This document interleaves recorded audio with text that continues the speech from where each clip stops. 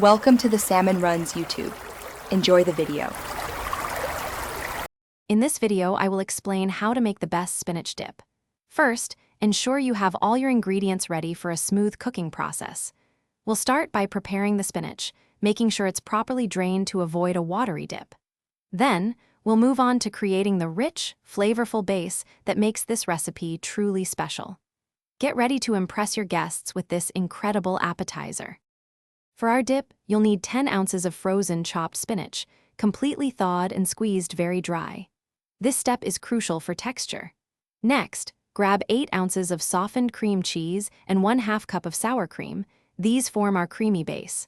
Don't forget 1/2 cup of finely chopped water chestnuts for that unexpected, satisfying crunch. We'll also add a 1/4 cup of grated Parmesan cheese for extra flavor. Now, combine your cream cheese mixture, spinach, water chestnuts, and a 1/4 cup of grated Parmesan cheese in a large bowl. Stir everything together until it's perfectly blended and smooth. Transfer this delicious mixture into a small baking dish, ideally 8 by 8 inches.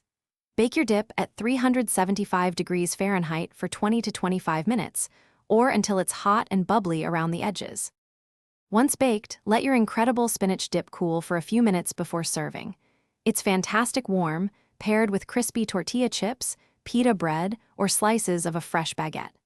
A sprinkle of fresh parsley on top adds a lovely touch of color and freshness.